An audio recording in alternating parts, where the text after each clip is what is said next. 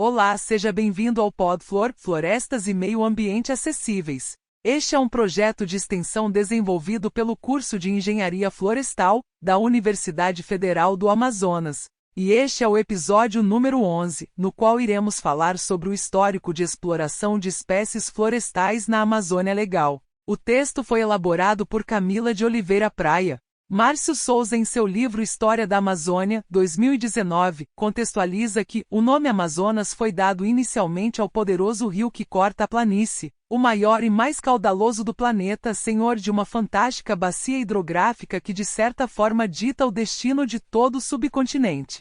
Porém, tantas são as peculiaridades, diferenças e semelhanças entre as diversas conformações regionais que o vale banhado pelo rio-mar acabou recebendo o nome de Amazônia. Território multinacional e pluricultural, formado por bilhões de anos de mutações geológicas e que serve de casa para milhares de espécimes vegetais e animais, bem como de muitos povos. Ademais, o autor prossegue afirmando que, localizada ao norte da América do Sul, a floresta tropical amazônica compreende toda a bacia amazônica que abrange áreas do território de 9 países: Brasil, Bolívia, Colômbia, Peru, Guiana, Venezuela, Suriname, Equador e França. Com a área territorial da Amazônia representando cerca da metade do território brasileiro, estando presente nos estados do Pará, Amazonas, Acre, Amapá, Rondônia, Roraima, oeste do Maranhão, Mato Grosso e Tocantins.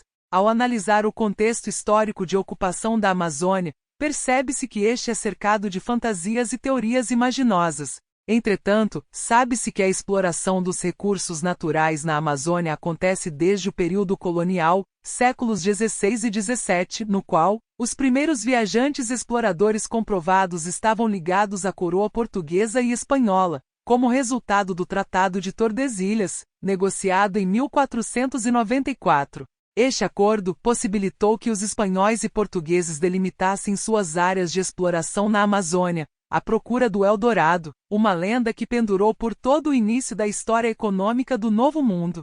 Rankin, em publicação de 1985, afirma que apesar dos portugueses e espanhóis chegarem à Amazônia há 5 séculos atrás, a economia baseava-se inicialmente no processo de exploração das drogas do sertão, enquanto que a exploração madeireira teve sua base há 300 anos, e ocorria principalmente ao longo da calha dos rios, onde eram exploradas espécies de alto valor comercial para o mercado europeu.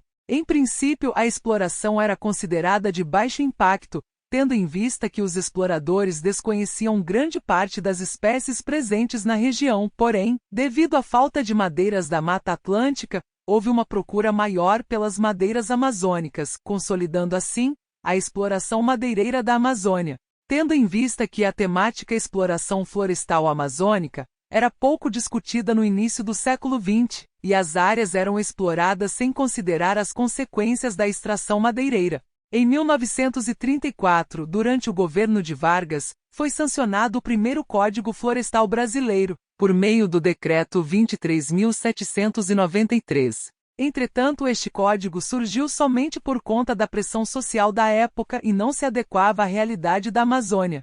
Sendo assim, com o objetivo de valorizar a economia e integrar a região ao mercado nacional, foi instituído o termo Amazônia Legal, terminologia estabelecida durante a segunda etapa do governo de Getúlio Vargas, por meio da Lei nº 1806, de 6 de janeiro de 1953, que detinha como objetivo estabelecer políticas específicas para a região norte, considerando a extensão da floresta amazônica que, como abordado anteriormente, abrange os estados do Pará, Amazonas, Acre, Amapá, Rondônia, Roraima, Oeste do Maranhão, Mato Grosso e Tocantins.